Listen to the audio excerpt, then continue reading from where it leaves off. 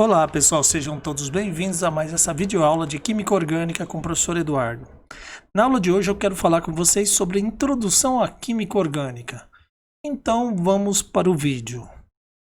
Vocês sabem que a química está presente em atividades humanas desde a antiguidade. Os antigos egípcios já fabricavam vidro em 4000 a.C. Os gregos já sabiam da existência do átomo, embora só filosofal, em 500 a.C. Já os chineses desenvolveram a porcelana no século 6 a.C. E aí vem um capítulo muito especial da química, que é a alquimia, que era uma prática que combinava os elementos da química, da física, da biologia, da medicina, da semiótica, do misticismo, espiritualismo, arte, antropologia, astrologia, filosofia, metalurgia e matemática. Existiam quatro grandes objetivos nessa prática da alquimia. Um deles seria a transmutação de metais inferiores em ouro. O outro seria o elixir da longa vida, um remédio que curaria todas as doenças, até a pior de todas elas, que seria a morte, e daria vida eterna a quem consumisse esse elixir da vida. Muito bem, esses dois objetivos que eu falei aí para vocês, eles só seriam conseguidos pela pedra filosofal. A gente sempre vê falar em filmes de aventura na pedra filosofal. Pois é, esse era o objetivo dela. Vida longa e transmutar metais semipreciosos ou metais em ouro, né? Outra coisa interessante, que era o terceiro objetivo, era criar o humano artificial. Que era esse homenzinho feio aí, pequenininho, ele era chamado homúnculos. Veja só, que coisa estranha, né? Mas enfim, pessoal, a química, como conhecemos, né? Ou seja, a história da química enquanto ciência, ela passou a ser, assim, admitida como ciência só a partir do século XVII. Por quê? Porque aí ela passou a ser experimental com a realização de experimentos em laboratório com finalidade de comprovar teorias e estabelecer modelos. Agora, a gente não pode esquecer que mesmo aí durante o século XVII, a influência dos alquimistas ou da ciência, alquimia, não pode ser chamada de ciência, né? Da crendice chamada alquimia, ainda era muito grande nos químicos da época. Agora a gente vai dar um pequeno salto lá para o século XVIII. Nós estamos vendo aqui esse químico sueco chamado Torbjörn Bergman. Foi o primeiro químico a expressar a diferença entre substâncias orgânicas e substâncias inorgânicas. E o termo química orgânica, que ele, digamos assim, primeiro utilizou, logo passou a dominar a química dos compostos encontrados nos seres vivos. Mas antes de proceder, eu queria que vocês soubessem que, embora a gente não ouça muito falar em Bergman, ele contribuiu significativamente para a física, para a astrologia, para a geologia, para a mineralogia, mas, sobretudo, ele contribuiu imensamente para a química. O que ele fez? Olha só, ele conseguiu classificar alguns minerais baseado na composição química desses minerais. Ele contribuiu grandemente para o avanço da análise quantitativa de cálcio, de chumbo, de manganês e também do ácido sulfúrico. Então, se vocês procurarem na internet, vocês vão encontrar a bibliografia desse grande químico. Ele morreu aos 49 anos de tuberculose. Mas agora tem um outro, assim, enorme químico, outro grande químico, Berzelius. Muito bem, o que Berzelius fez? Bom, primeiro ele era médico, ele foi professor de medicina, professor de farmácia, professor de botânica. Ele que desenvolveu os símbolos químicos que a gente utiliza até hoje. Ele publicou a primeira lista de pesos atômicos precisos já na época dele, lá em 1800 e pouco. Ele conseguiu isolar o cério, o tório, o zircônio, o selênio, o silício e o titânio. Mas a gente às vezes vê Berzelius um certo preconceito por causa do quê? Porque em 1807 ele lançou a teoria da força vital, que aos nossos olhos hoje, com o conhecimento que nós temos hoje, é uma teoria furada pra gente, né? Mas para a época dele, não. Olha a contribuição que ele tem para a química. Então ele lançou a teoria do vitalismo, né, que defendia a ideia de que apenas os seres vivos são capazes de produzir compostos orgânicos. Mas logo depois dele veio um outro grande químico, Michel Chevreul. Michel Chevreul nasceu em 1786, morreu em 1889. Ele era francês, tão famoso na França que em homenagem a ele está o nome dele lá na Torre Eiffel.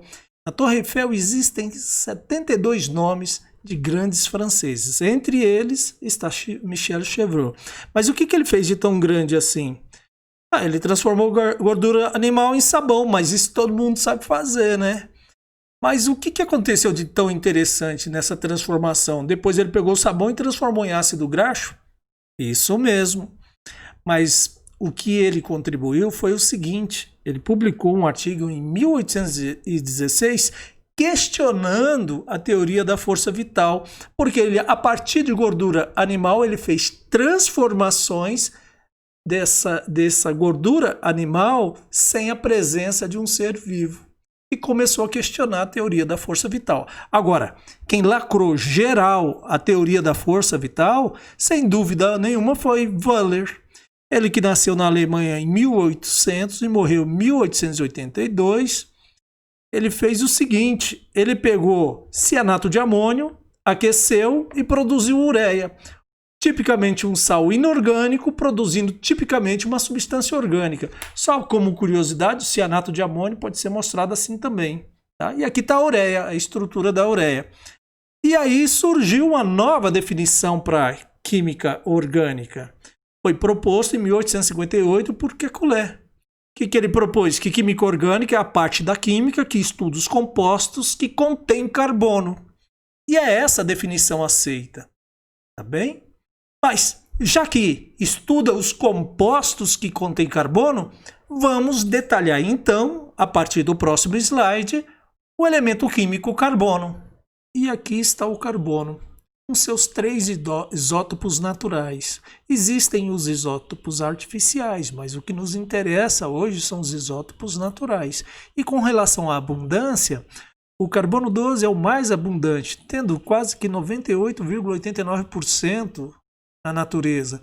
Já a abundância do carbono 13 é algo em torno de 1,01%. Já o carbono 14 existe só em quantidade de traço. Mas esse carbono 12, quais são as características do carbono 12? Bom, as características são as seguintes: tem 6 prótons no seu núcleo, 6 nêutrons também, e nos seus orbitais existem 6 elétrons.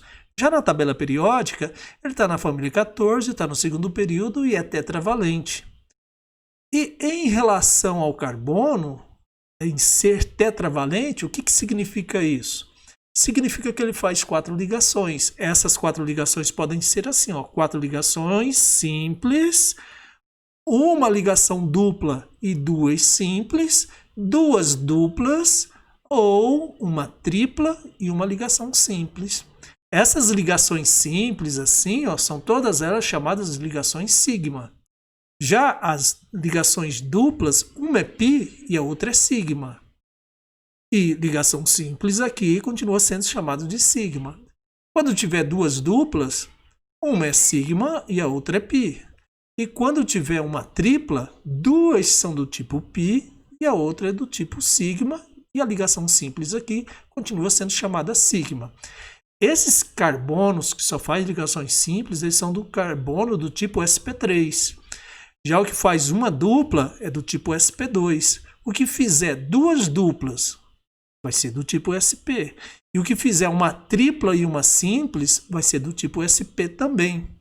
Alguns exemplos desses carbonos, né, que faz ligações duplas ou 2 duplas ou uma tripla ou somente ligações simples, seria o metano, o formaldeído, o dióxido de carbono e o ácido cianídrico. Muito bem. Agora, o que seria um carbono sp3? O que significa isso? A gente chama isso de hibridação? Sim, a gente chama de hibridação. Então vamos ver essas hibridações desses carbonos. Então vamos falar da tetravalência do carbono e da hibridização do carbono. Muito bem, esse carbono aqui tem 6 prótons, então ele deve ter 6 elétrons, porque eu não estou mostrando aqui que ele é um carbocátio, nem que ele é um carbânio. Então ele tem 6 elétrons distribuídos nas suas camadas eletrônicas, nos seus orbitais.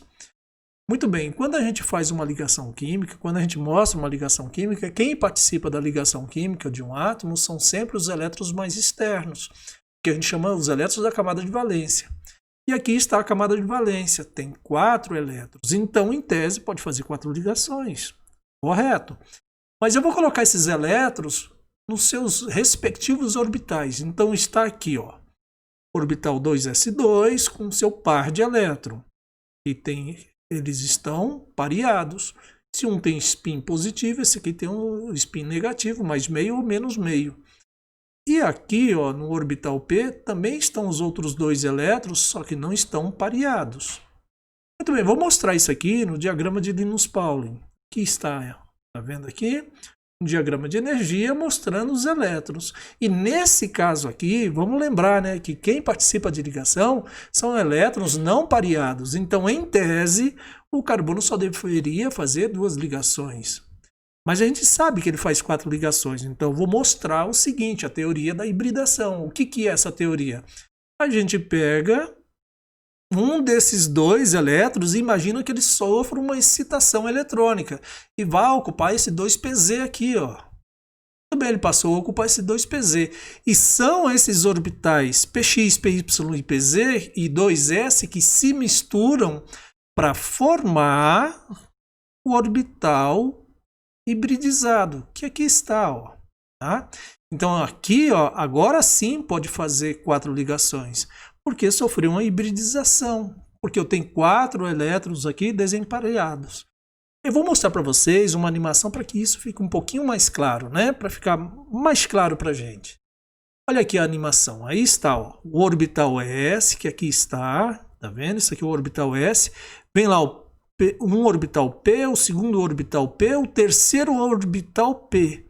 Aí eles se misturam conforme essa animação. Olha só, aconteceu a mistura e formou 1, 2, 3, 4 orbitais.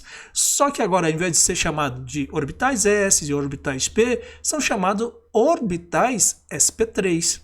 Mais precisamente, né, o 2sp3. Aí estão eles, formando essa nova figura que é um tetraedro. Eu vou mostrar para vocês no próximo slide como é que se forma, por exemplo, o metano, que eu coloquei lá naquele exemplo, lá no início, né? Aí está, ó, o metano, como é que ele se forma? E aí vem o conceito de ligação sigma. Olha só, então aqui está o carbono, o híbrido sp3, e aqui estão chegando os hidrogênios. Perceba que um orbital penetra no outro orbital. Essa interpenetração frontal de orbitais é chamada de ligação sigma. Então é isso que é a ligação sigma, professor? Justamente, é isso que é a ligação sigma. E aí está o metano formado, e o autor da animação está mostrando, né, como é que fica esse desenho, né, como é que fica esse tetraedro, como é que essa figura geométrica, né? Aí está ele. Mas eu tenho aqui mais alguns exemplos, né, do metano. Então tá aqui, ó, essa forma de escrever não está errada não, mas ele existe nessa forma aqui. Mas essa forma é a estrutura de Kekulé. Ou você pode fazer a estrutura de Van 't Hoff. O que significa essa linha aqui? Significa o seguinte, que isso aqui está no plano aqui do vídeo. Isso aqui está no plano do vídeo. Isso aqui, ó, essa cunha preenchida indica que está saindo do plano do vídeo. Já isso aqui, ó, indica que está entrando no plano do vídeo. Que é isso aqui, né? Isso aqui representa exatamente isso. Esse hidrogênio é esse hidrogênio. Agora, alguns detalhes importantes é o seguinte, qual é o ângulo dessa ligação aqui? Ó? Essa ligação que aqui está é 109 graus e 28 minutos. Eu coloquei aqui aproximadamente 109,5, tá? E esse ângulo daqui, ó, em relação a esse aqui, também 109,5, aproximadamente. Tudo 109,5 aproximadamente. Ou ainda você pode representar isso dessa forma, mas Quando você representa isso assim, ou assim, ou assim, lembre-se que a geometria é essa daqui. Tem aqui mais uma figura desse tetraedro para a gente ver, né? Então tá aqui o mesmo tetraedro que eu mostrei no slide anterior. E aqui está uma outra figura, né, para ficar bem claro. Ó, ligação sigma, como que é, né? Um orbital penetra no outro orbital. Isso que é a ligação sigma.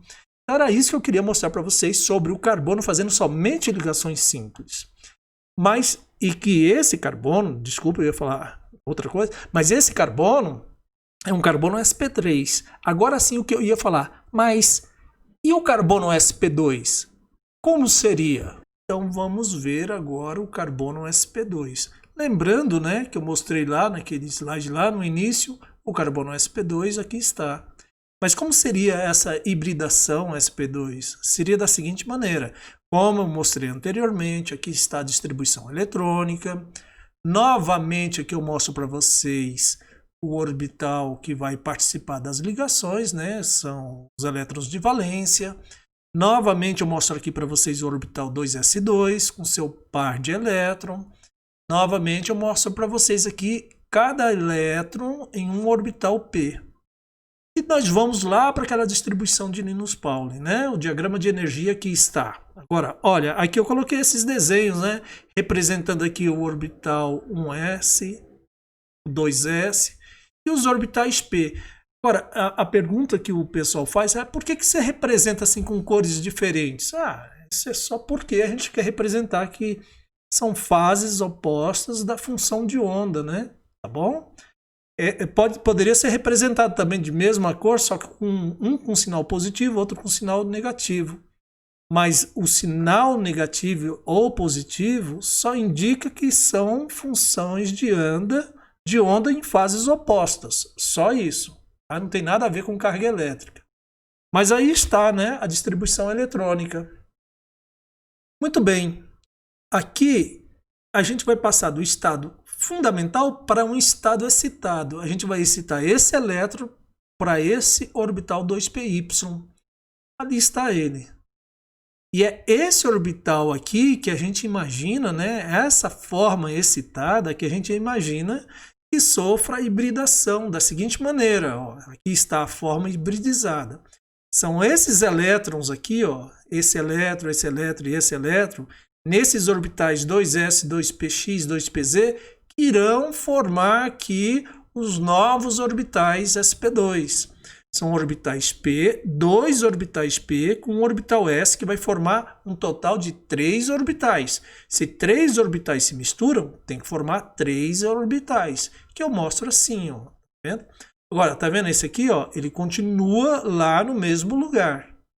E aquilo lá deixa de existir naquela forma, agora o carbono existe nessa forma. Bom? Só para vocês terem uma noção mais ou menos de como que é isso, né? Aqui está um orbital sp2, o outro orbital sp2, o outro orbital sp2, que são esses orbitais sp2 que aqui estão. E o orbital y, aqui está, né? O orbital py está aqui. Eu vou mostrar a animação para vocês agora, né? Da hibridação sp2. Veja, um orbital s se misturando a 2 orbitais p para formar o orbital, os orbitais sp2. Nessa animação aqui não é mostrado, né, o orbital p que não participa da hibridação. Mas é isso aqui. Agora a gente pega e mostra para vocês a conformação disso, né, a geometria, melhor dizendo, disso, né? Aí está a geometria desse orbital ou desses orbitais sp2. Uma outra animação interessante é essa daqui, ó, em que ocorre a formação da ligação do eteno. Tá vendo isso aqui, ó? É a ligação sigma. Olha a ligação π como é que é. É a interação desses 2 orbitais p que vocês estão vendo agora. Tá vendo? Então, é assim que se forma a ligação sigma, que agora mostrando, isso aqui em azul seria um átomo de hidrogênio, né? Para formar o eteno, que aqui está. Então, essa é a geometria do eteno. Percebam vocês, vou mostrar aqui mais uma vez a formação dessa ligação. Só que agora um pouco diferente, ó. Aqui está, né? ok? Aqui, ó, são 2 átomos de carbono na sua forma sp2. Só para ficar mais claro, né? Aqui está um átomo de carbono, o outro átomo de carbono, aqui está o núcleo dele, né? Os orbitais P e os orbitais sp2, me desculpe, os orbitais sp2, aqui estão eles, e aqui estão os orbitais P. E aqui são os hidrogênios que vão se ligar para formar o eteno. Aí aqui, ó, já mostro para vocês a ligação formada, tá vendo? Então é assim, ó. Esse carbono aqui forma com esse hidrogênio uma ligação sigma. Esse carbono é carbono sp2, que está mostrando aqui, ó, 2 sp2 com um orbital, um s do hidrogênio. Já aqui, ó, essa ligação aqui, que eu estou mostrando aqui, ó, é a ligação sigma entre os 2 orbitais dos 2 carbonos, os orbitais sp2, tá bem? E aqui também, ó, eu mostro mais uma coisa aqui, ó, para vocês verem. Essa aqui é a ligação formada. Isso aqui, ó, a ligação π entre os orbitais P desse carbono. Que orbitais P são esses? São aqueles que não participaram da hibridação, tá bom? Então isso aqui é a ligação π. Só lembrando, né, novamente, que essas cores diferentes são só fases opostas da função de onda. Cuidado para não achar que são orbitais diferentes. Não, é tudo orbital π aí, tá? Tudo orbital π ligante.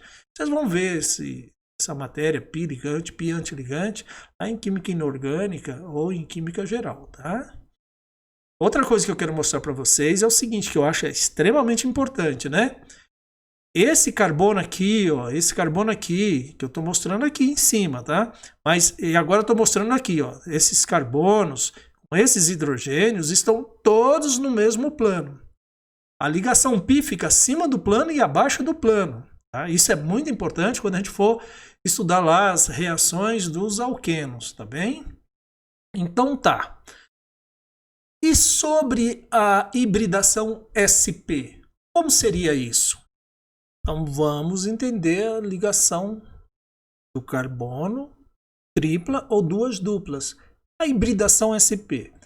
Me desculpe ser repetitivo, né? Mas novamente eu tenho que mostrar aqui para vocês a distribuição eletrônica, a camada de valência, os 2 elétrons emparelhados, os elétrons desemparelhados, que aqui estão, e agora nós vamos lá para isso aqui, ó. Tá? O estado fundamental sofre uma excitação, tudo que a gente já viu. Muito bem, depois de sofrida essa excitação, vamos para a hibridação. Só que agora tem uma diferença. Não é hibridação sp? Então, um orbital s com um orbital p que vai hibridizar para formar o que a gente chama de híbrido sp. Que está, tá vendo aqui? Esse elétron e esse elétron aqui vem para cá. Esses 2 elétrons continuam no mesmo lugar. Isso aqui deixa de existir dessa forma. Tá? E como que seria a geometria dessa hibridação, né? Tá vendo aqui, ó? Novamente aqui, ó, um orbital sp, o outro orbital sp. Agora aqui, ó, um orbital p e outro orbital p. Os 2 orbitais p que não participaram da hibridação. E essas cores diferentes em cima e embaixo, por quê, professor? Porque representa fases opostas da função de onda, né? Deixa eu mostrar para vocês a animação aqui. Lá vai, ó. Um único orbital S com um único orbital P para formar o novo orbital, 2 outros novos orbitais sp. Um está aqui, o outro está aqui. Tá? Então é isso que eu queria mostrar para vocês sobre híbrido sp. Tá? Agora mostra a geometria, vocês estão reparando aí que é uma geometria linear, né? Vai formar compostos lineares. Só como exemplo, eu vou mostrar aqui para vocês o etino. Tá aí, o etino. Né? Olha só, agora acabou aqui, ó, tá formando a ligação sigma. E esse orbital, esse outro orbital, mais os orbitais laterais aqui, todos os orbitais P é que forma a ligação π. E agora, por último, né, é o etino, os 2 hidrogênios formando a ligação sigma do etino. Bem? Eu mostro para vocês já, no outro slide. Perceba só, tudo linear, né? E perceba bem que a nuvem eletrônica Pi, ela está bastante disponível, né? Isso vai ser importante lá em reações de ataque eletrofílico. Mas vamos ver aqui detalhadamente como que é isso. Então eu mostrei para vocês o etino. Aqui está o etino também. O hidrogênio fazendo uma ligação sigma. O seu orbital S interagindo com o orbital sp do carbono. Aqui é a ligação sigma entre os dois carbonos. É aquela ligação entre um carbono sp e outro carbono sp. Já aqui é uma ligação entre o orbital sp com o orbital s. Para ficar bem claro como que ficam as ligações π, aqui estão elas. Ó. Isso aqui é uma ligação π, isso aqui é outra ligação π. Esse ângulo aqui, ó, que eu estou mostrando é um ângulo de 90 graus. Tá? Vocês também podem olhar aqui. Ou, se olhar assim, né? Ó, aqui, ó, 180 graus. 180 graus. Então, é isso que eu queria falar para vocês sobre hibridação. SP3, SP2 e SP. Muito bem, se vocês quiserem um livro para estudar, eu indico esses livros que aí estão, né? Esses autores, Solomons, Bruce, McMurray e o Volhar. Se vocês gostaram dessa aula, vocês comentam aí nos comentários do vídeo. Se tiver qualquer tipo de dúvida, tira dúvida comigo aí também, através dos comentários no vídeo, ou até mesmo através do nosso grupo lá no WhatsApp, tá bem? Um abraço a todos e até o próximo vídeo.